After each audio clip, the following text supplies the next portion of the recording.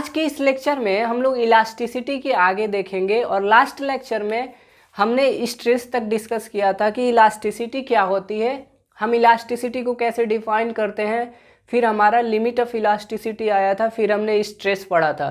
तो एंडिंग में थोड़ा सा फ्लक्चुएशन के कारण हमारा टेंजेंशियल स्ट्रेस छूट गया था, तो हम उसको देखते चलते हैं। टेंजेंशियल स्ट्रेस, तो मैंने बताया था कि जो स्ट्रेस होता है restoring force per unit area, restoring force per unit area हमारा स्ट्रेस होता है। स्ट्रेस इक्वल टू बोलते थे फोर्स, रेजिस्टिव फोर्स बोलो या एफआर बोलो या रीस्टोरिंग फोर्स इसको बोलो, पर यूनिट एरिया, यही होता था। हमारे पास 3 कंडीशन आई थी कि अगर हम पुलिंग करते हैं, मीन्स कि पुल करके फोर्स अप्लाई करते हैं, पुलिंग करके फोर्स अप्लाई करते हैं, तो हमारा कौन सा फोर्स बनता था, स्ट्रेस बनता था टेंसाइल। जब हमने पुलिंग किया था तो हमें टेंसाइल स्ट्रेस मिला था, जब हमने पुशिंग किया था, हमने पुश किया था अंदर की तरफ, तो हमें कंप्रेसिव मिला था। एंड हमारा टेंजेंशियल कब मिलता है, जब हम टेंजेंशियल फोर्स अप्लाई करते हैं, टेंजेंशियल रीस्टोरिंग फोर्स अप्लाई करते हैं। जैसे मैंने बोला कि ये हमारा अगर क्यूब है, ठीक है, इसका बेस हमने फिक्स कर दिया, ग्राउंड पे ऐसे फिक्स है, ठीक है, और मैं इसके अपर वाले सरफेस पे, अपर वाले प्लेट पे टेंजेंशियली फोर्स लगाता हूँ, तो ये तो लगेगा कि फिक्स है, बट इसका जो इंक्लिनेशन होगा ये थोड़ा सा शिफ्ट हो जाएगा, होगा कि नहीं। इमेजिन करने की बात है कि सपोज करो कि ये दोनों, ये हमारा अभी नॉर्मल है, ये फिक्स है बेस इसका, ठीक, ये बेस फिक्स है, और मैं इसके सबसे अपर साइड पे टेंजेंशियली फोर्स अप्लाई करता हूँ, तो ये थोड़ा सा बेंड करेगा, मतलब उधर की तरफ झुक जाएगा। अब झुकेगा तो ये अपने ओरिजिनल पोजीशन से थोड़ी सी शिफ्टिंग कर ले, ऐसे इसका नॉर्मल था, बस जैसे ही मैंने टेंजेंशियली फोर्स अप्लाई किया ये बेंड हो गया।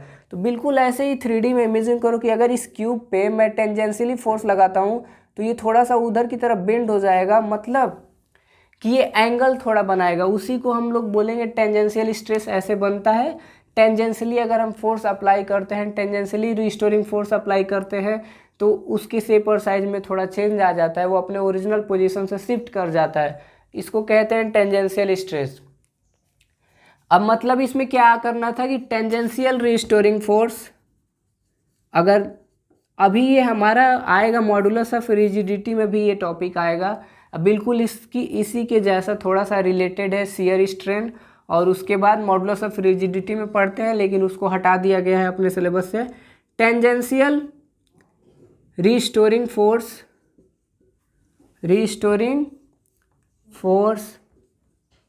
पर यूनिट एरिया, हम किसी सरफेस पे यूनिट एरिया पे टेंजेंशियली फोर्स लगाते हैं, उस केस में जो स्ट्रेस बनता है हम उसको टेंजेंशियल स्ट्रेस कहते हैं।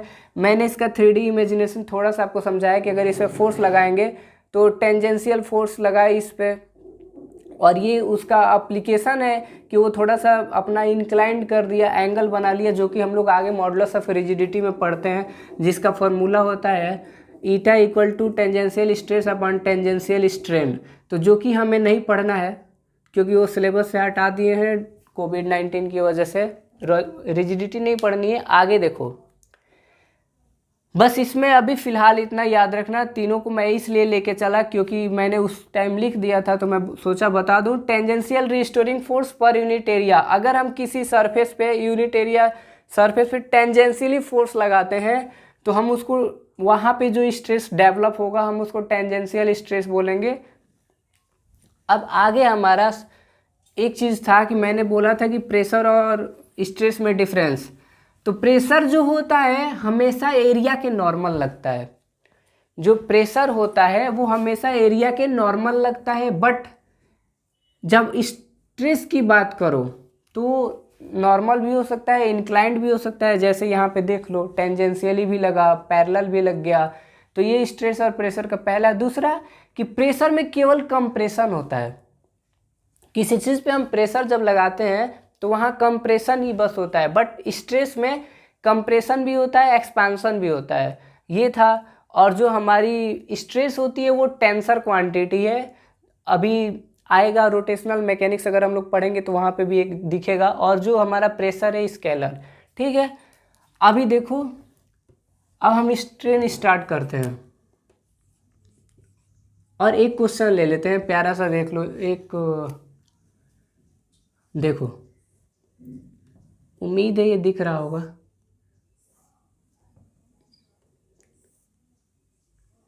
ठीक है, ये 4 मीटर लॉन्ग एक वायर है, copper wire. Okay, 4 meter long copper wire है जिसका एरिया ऑफ क्रॉस सेक्शन, ये एरिया ऑफ क्रॉस सेक्शन है, कितना ले लिया जाए, ऐसा लेते हैं जो कट जाए, मान लो 1.2 सेंटीमीटर स्क्वायर है। इसका एरिया ऑफ क्रॉस सेक्शन जो ए है वो कितना है, 1.2 सेंटीमीटर स्क्वायर। अब इसको मीटर में कन्वर्ट करना अगर चाहें तो that will be equal to 1.2 into 10⁻⁻⁴ meter square area. एक कॉपर वायर है 4 मीटर लॉन्ग, ठीक है, और उसका एरिया ऑफ क्रॉस सेक्शन है, कॉपर वायर का एरिया ऑफ क्रॉस सेक्शन है 1.2 सेंटीमीटर स्क्वायर, जिसको हमने मीटर में कन्वर्ट कर दिया। और अगर इस पर हम फोर्स अप्लाई करते हैं, F 4.8 इंटू 10⁻³ न्यूटन, अगर हम इस वायर पे 4.8 इंटू 10⁻³ न्यूटन फोर्स अप्लाई करते हैं तो स्ट्रेस कितना बनेगा। तो हमें पता है कि stress equal to F resistive force upon area होता है, तो इसको FR ही बोलो। और देखो, अगर हम वैल्यू पुट करेंगे तो 4.8 into 10⁻³ Newton upon area 1.2 into 10⁻⁻⁴, okay, 1.2 into 10⁻⁻⁴ का स्क्वायर, ठीक है, 1 सेंटीमीटर में इतना ही तो बनाना, एरिया ही तो दिया है, अब स्क्वायर थोड़ी करेंगे, ठीक। फोर्स अपॉन एरिया होता है, एरिया की वैल्यू इतनी है और ये फोर्स हमने इतना लगाया मीटर स्क्वायर। तो इसको जब मैं सॉल्व करूँगा तो 4, ठीक है, 12 4 जा 48, इट मीन्स कि 4 इंटू 10⁻⁷ और स्ट्रेस की यूनिट न्यूटन मीटर स्क्वायर, ठीक है, ये बन गए। मतलब कि इतना स्ट्रेस इसमें जनरेट होगा, ठीक है। अगर 4 मीटर लॉन्ग वायर है जिसका एरिया है 1.2 इंटू 10⁻⁻⁴ मीटर स्क्वायर, तो स्ट्रेस कितना आएगा, तो force upon area, resistive force upon area, तो फोर्स की वैल्यू पुट कर दो, एरिया की वैल्यू उठा के पुट कर दो, सॉल्व कर दो, तो ये आएगा, ठीक है, इतना आएगा। अब ऐसे ही न्यूमेरिकल छोटे छोटे इस स्ट्रेस पे बनते हैं। अब हम लोग स्ट्रेन की तरफ बढ़ते हैं। आज का लेक्चर बहुत ही इम्पोर्टेंट है और इतना इजी है जैसे लगेगा कि छोटे क्लास में आप पढ़ रहे हो, क्योंकि जो कंसेप्ट यूज होगा उसमें कुछ है नहीं। अब देखो, अब हमारा नेक्स्ट टॉपिक है स्ट्रेन। स्ट्रेन स्ट्रेन स्ट्रेन देखो कैसे डिफाइन करते हैं। It is defined as ratio of change in shape or size to original shape or size. It is defined as ratio of change in shape or size to original shape or size, ठीक है। जैसे हम बोले strain equal to क्या बोलोगे, change in shape और size, और उसके बाद ओरिजिनल शेप और साइज, ठीक है।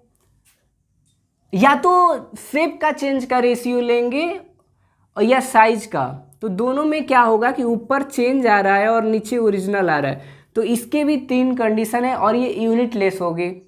स्ट्रेन जो होगी वो यूनिट लेस होगी। अगर हम साइज की बात करें तो ऊपर भी साइज नीचे भी साइज, ठीक है।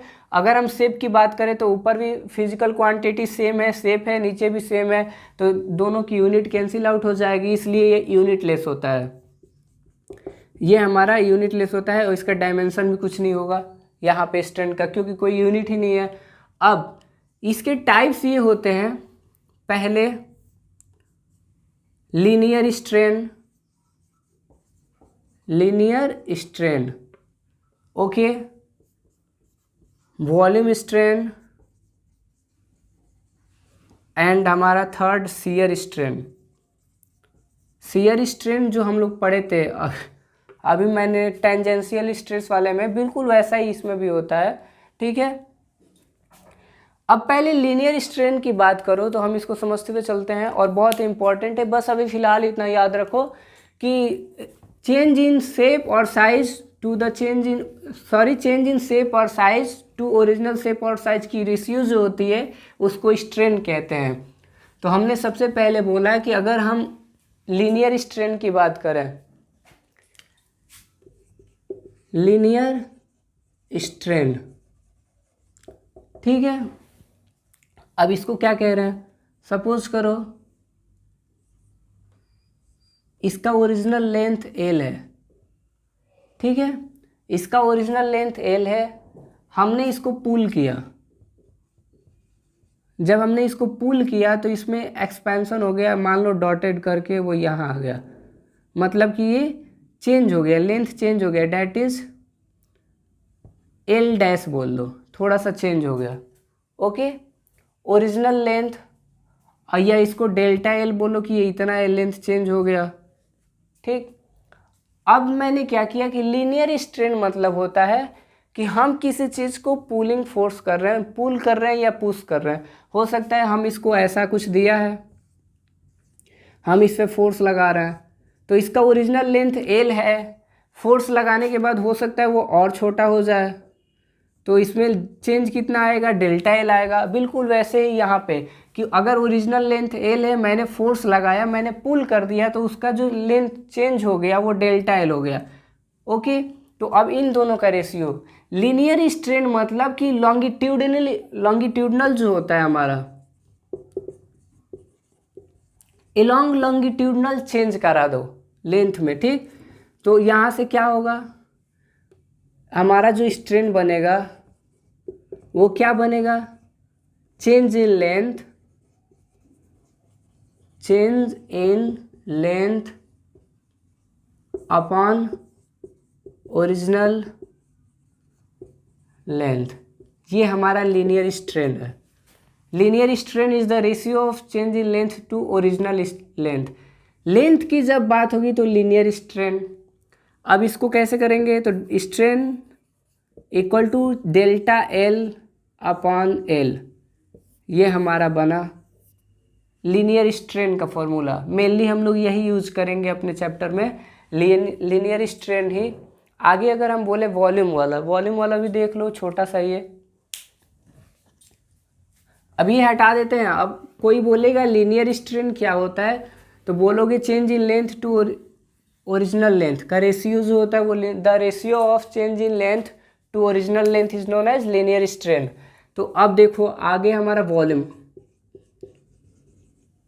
Volume strain. हमारे एनसीईआरटी में ये सारी चीज़ें दी हैं, आप पैराग्राफ पढ़ोगे तो आपको पता चलेगा कि इसमें ये भी है सब। तो देखो इस पे मैंने फोर्स लगाना स्टार्ट कर दिया, सब जगह से बहुत सारा फोर्स लगा रहा हूँ, जितना बना नहीं पा रहा हूँ, जितना बन रहा है उतना बना रहा है। मैंने इसको अंदर की तरफ कंप्रेस किया, मैंने इस पे अंदर की तरफ फोर्स लगाया, ठीक। जिसका स्टार्टिंग में इसका वॉल्यूम था V, इनिशियल वॉल्यूम V, इसका स्फीयर का स्टार्टिंग में इनिशियल वॉल्यूम V था। फिर मैंने इस पे इनसाइड फोर्स लगाना स्टार्ट कर दिया, मैंने फोर्स लगाया, ठीक है। जैसे गुब्बारा ले लो और गुब्बारा को ऐसा रखना कि कंप्रेसिव हो, तो फोर्स लगा के इक्वली फोर्स लगाओ तो वो छोटा हो जाएगा। अब बिल्कुल वैसा ही है, तो ये हो गया क्या, ये ऐसा बन गया। इसको डॉटेड बना देते हैं, ये मान लो ऐसा हो गया फोर्स लगाने के बाद। तो ये क्या बन गया हमारा, V माइनस डेल्टा V।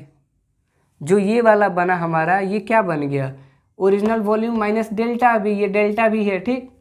अब देखो तो अगर हमें वॉल्यूम स्ट्रेन निकालना होगा तो होता है कि चेंज इन upon original, change upon original, यही होता है। तो अगर वॉल्यूम स्ट्रेन की बात करोगे तो वॉल्यूम स्ट्रेन का फॉर्मूला क्या बनेगा, तो कहोगे डेल्टा वी अपॉन वी, कितना वॉल्यूम चेंज हुआ और कितना पहले था उन दोनों का रेशियो हमारा वॉल्यूम स्ट्रेन होता है, ठीक। और वॉल्यूम कम कब हो सकता है, जब कंप्रेसिव फोर्स लगाओगे। वॉल्यूम बढ़ कब सकता है, जब एक्सपांसन कर दो तब भी वॉल्यूम बढ़ जाएगा।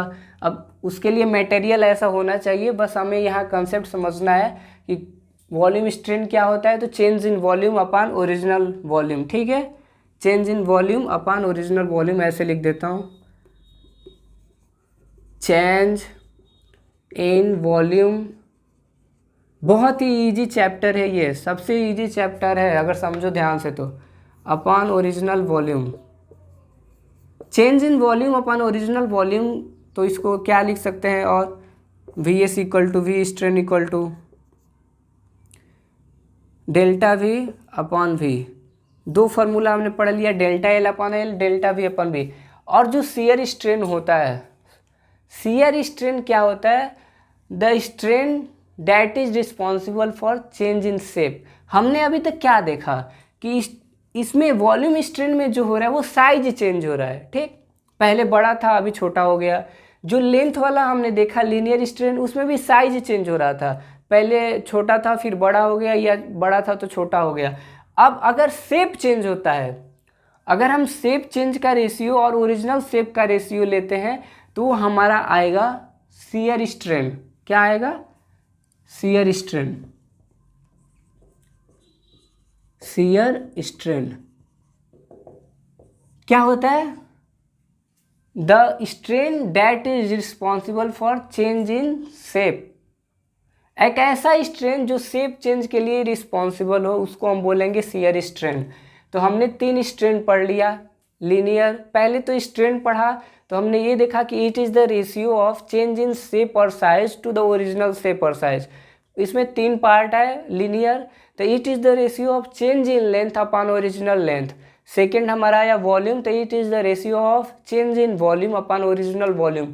थर्ड हमारा शियर स्ट्रेन। हमें यहाँ डेफिनेशन अगर समझना भी हो तो आप इसको ऐसे समझो, ये ऐसे है पहले, अगर मैंने इस पर टेंजेंशियली फोर्स लगा दिया थोड़ा सा तो मान लो ये शिफ्ट हो गया थोड़ा सा, जैसे पैरेलल आपने 9th में पढ़ा होगा, वो सेम बेस और 2 पैरेलल लाइन वाला बिल्कुल वैसा ही, ठीक। तो इसने क्या किया, इसने एंगल बना दिया, तो इसी एंगल को हम शियर स्ट्रेन बोलते हैं। हमारे सिलेबस में उतना नहीं है, ठीक।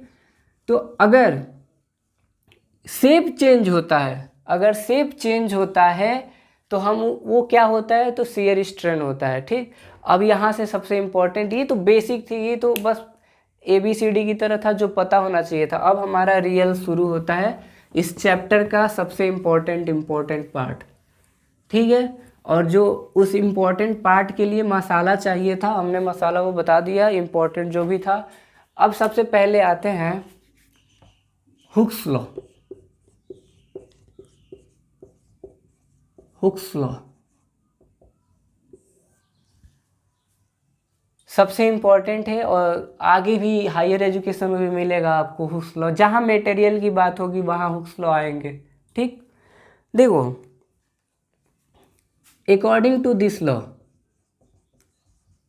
According to this law, okay,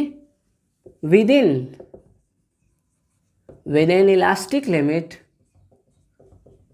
within elastic limit, according to this law, within elastic limit, stress is proportional to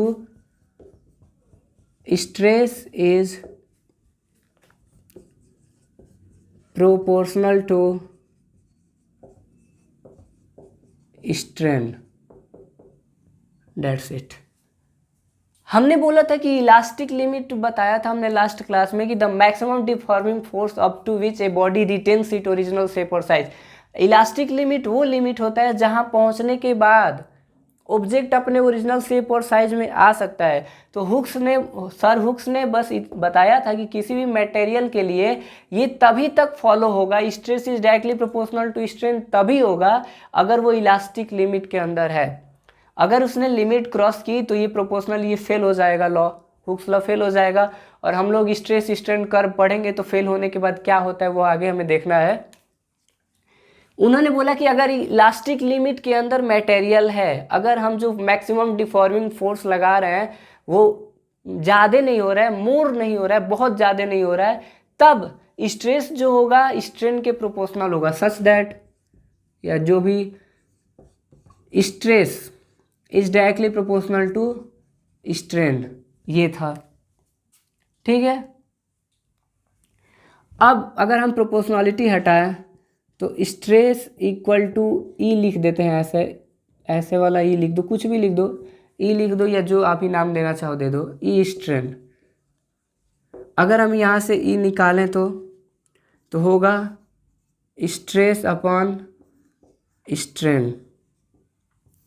ठीक है, ये ई क्या होता है, ये ई क्या होता है, जो हमारा ई है modulus of elasticity, modulus of elasticity. According to this law within elastic limit, अगर हम इलास्टिक लिमिट के अंदर हैं तभी ये पॉसिबल है कि stress is directly proportional to strain. अगर इलास्टिक लिमिट हमने क्रॉस कर दिया तो ये stress directly proportional to strain नहीं होगा। इसने बोला कि स्ट्रेस स्ट्रेन के प्रोपोर्शनल है या स्ट्रेन स्ट्रेस के प्रोपोर्शनल है, लेकिन ये अगर प्रोपोर्शनल है तो एक इक्वेशन बनाना होगा, एक इक्वालिटी लानी होगी, तो हमने एक प्रोपोर्शनलिटी कांस्टेंट ई रख दिया जिसका नाम है मॉडुलस ऑफ इलास्टिसिटी। तो स्ट्रेस अपन स्ट्रेन जिसका होता है, अब बिल्कुल यही कंसेप्ट लगेगा हमारा यंग्स मॉडुलस पे। उम्मीद है कि इसमें कुछ नहीं होगा। अगर हुक्स लॉ कोई बोले तो क्या करना है, बस within elastic limit, within elastic limit stress is directly proportional to strain, that's is Hooke law. हो गया, हुक्स लॉ हो गया। अब हमारा जो सबसे इम्पोर्टेंट अभी आएगा यंग्स मॉडुलस। बिल्कुल ऐसा ही है, थोड़ा सा फॉर्मूला बस हमें सजा देना है और नज़रिया बस बदल देना है।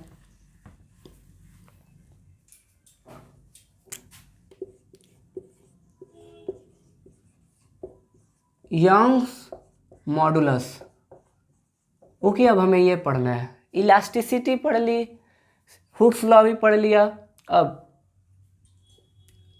अब इसको समझने के लिए वही कहानी थोड़ी सी लेते हैं। अगर मान लो ये थोड़ा सपोर्ट है, कह सकते हैं सपोर्ट है, ठीक। अब इसका लेंथ जो है एल है, इसका लेंथ जो है एल है, area of cross section A है, ठीक। हमने इसको पुल किया, पुलिंग करके हमने इस पे फोर्स लगाया, फोर्स लगा के हमने पुल किया, ठीक। जब हमने पुल किया इट मीन्स कि हमने फोर्स लगाया, और जब हमने फोर्स लगाया तो यहाँ पे हमारा एरिया भी है, यानी कि फोर्स और एरिया का रेशियो लेंगे तो हमको स्ट्रेस मिलेगा। और अगर लेंथ है, ओरिजिनल लेंथ है, फोर्स लगा रहे हैं तो मे बी एक्सपेंशन होगा, तो अगर वहाँ पे एक्सपेंशन होगा तो बोल दो कि अगर change in length delta L हो गया, अगर इसने लेंथ चेंज करके डेल्टा एल अपना चेंज कर दिया तो वहाँ स्ट्रेन भी होगा, ठीक। तो कहने का मतलब क्या है कि एक हमने मटेरियल लिया, एक वायर लिया जिसका लेंथ एल था, हमने उसको पुलिंग फोर्स लगाया उस पर। तो जब हमने पुलिंग फोर्स लगाया तो फोर्स और एरिया अगर है तो स्ट्रेस बिल्कुल बनेगा, और अगर फोर्स पुल करके लगा रहे हैं तो उसमें एक्सपेंशन भी होगा, इट मीन्स कि लेंथ भी चेंज होगा उसका। तो अब देखो, अब क्या करो, विद इन इलास्टिक लिमिट ही रहो, आ जाओ विद इन इलास्टिक लिमिट, ठीक है। विद इन इलास्टिक लिमिट, अगर इलास्टिक लिमिट के अंदर आ गए, अगर वहाँ पे स्ट्रेस है, अगर वहाँ पे स्ट्रेन है, from Hooke's law, Hooke's law से that is stress is directly proportional to strain, यही हम पढ़ के अभी जस्ट आ रहे हैं। तो अगर हम बोले कि stress is direct equal to Y strain, stress is equal to Y times strain, और यही वाई यंग्स मॉडुलस है, ठीक है, ये वाई। ठीक, अब यहाँ से अगर y निकालना हो तो बोलोगे stress upon strain. It means that कि हमने जो इलास्टिसिटी पढ़ी, मॉडुलस ऑफ इलास्टिसिटी पढ़ी, वो भी क्या है, यंग्स मॉडुलस ही है। बस वहाँ पे हमने नाम उसका जिक्र नहीं किया क्योंकि ये स्पेशल केस अब यहाँ से चालू हुआ कि हम इसको यंग्स मॉडुलस बोलेंगे। वहाँ पे हमने मॉडुलस ऑफ इलास्टिसिटी बोल दिया, तो इससे कंफ्यूज नहीं होना है कि the ratio of stress and strain क्या बोलेंगे, यंग्स मॉडुलस बोलेंगे या वहाँ पे मॉडुलस ऑफ इलास्टिसिटी बोलेंगे। आप दोनों में से कुछ भी यूज कर सकते हो, बस यहाँ पे थोड़ा सा फॉर्मुलेटेड आ जाता है। जो यंग्स मॉडुलस का फॉर्मूला आएगा वो कुछ दिखेगा, ABCD एरिया वेरिया कुछ दिखेगा। ठीक, तो y इक्वल टू अब देखो स्ट्रेस का फॉर्मूला क्या होगा, तो बोलोगे sir force upon area. Stress का formula force upon area. Strain का फॉर्मूला तो बोलोगे sir delta L upon L। Okay, इसको छोटा l ले लो, नहीं तो बोलोगे कहाँ से आ गया। ठीक, अब y इक्वल टू अगर हम क्रॉस मल्टीप्लाई करें तो हमारा आएगा FL upon A delta L, यही आएगा। यही तो यंग्स मॉडुलस बना ना, y equal to FL upon A delta L। ठीक है, ये बना हमारा। अब देखो अगर मैं बोलूं कि ये फोर्स, मैं कोई न्यूटन नहीं, इक्वल टू mg लगा रहा हूं, मैं कोई वेट उसमें हैंग कर देता हूं, इसमें कोई वेट हैंग कर देता हूं। ठीक है, अगर इसमें कोई वेट हैंग कर देता हूँ तो वो कितना फोर्स लगाएगा, mg के बराबर। मतलब कि मैं इस F के जगह mg पुट कर सकता हूँ और y equal to mg L upon A delta L। मतलब कि यंग मॉडुलस mg के टर्म में भी अगर होगा तो हम बोल दें कि हम फोर्स इतना न्यूटन नहीं, हम उस पर वेट हैंग करते हैं, तो आपको फोर्स के जगह बस mg पुट कर देना था। हमारा ये बनेगा यंग मॉडुलस का mgl upon A delta L। ठीक है, ठीक है, अभी ये फॉर्मूला यूज होने वाला है बहुत तेजी से। अगर हम यहाँ से डेल्टा L निकालना चाहे तो डेल्टा L अगर निकालना चाहे तो हमारा क्या बनेगा, तो बोलोगे सर डेल्टा L को यहाँ भेज दीजिए, यंग्स मॉडुलस को वहाँ भेज दीजिए, तो बोलोगे FL अपॉन YA, यही बनेगा FL अपॉन YA। ठीक, अब यहाँ से जो पैरामीटर, ये फार्मूला बहुत इंपॉर्टेंट है और इस फार्मूले को पहले आप पढ़ चुके हो। क्यों, क्योंकि आपको स्ट्रेस का फार्मूला पता था, आपको स्ट्रेन का पता था, आपने इस पर पुट कर दिया, सीधी सी बात। अब थोड़ा सा अगर चेंज इन लेंथ निकालना है, अब ये कब होगा, हमने फोर्स अप्लाई किया, एरिया ऑफ क्रॉस सेक्शन दिया था। ठीक, हमें उस मटेरियल का यंग्स मॉडुलस पता है तो हम, और ओरिजिनल लेंथ पता है, तो डेल्टा L निकल जाएगा। इट मीन्स डैट कि ये फार्मूला बहुत इंपॉर्टेंट है और NCERT में एकदम इसी से आप इसको पुट करो आंसर आ जाता है। ठीक है, आपको बस वैल्यू पुट करनी है, आपका आंसर आ जाएगा। एग्जाम्पल में भी बहुत प्यारा प्यारा क्वेश्चन है, वैल्यू पुट करो आंसर आ जाता है। तो यही सबसे अच्छी बात है इस चैप्टर की कि इसमें ज़्यादा कंसेप्ट नहीं लगाना है और जो यंग मॉडुलस है वो आपको क्वेश्चन में दे देता है, कब मेनी मोर टाइम दे देता है कि इस मटेरियल का यंग मॉडुलस इतना है, आपको बस वैल्यू पुट करनी होती है।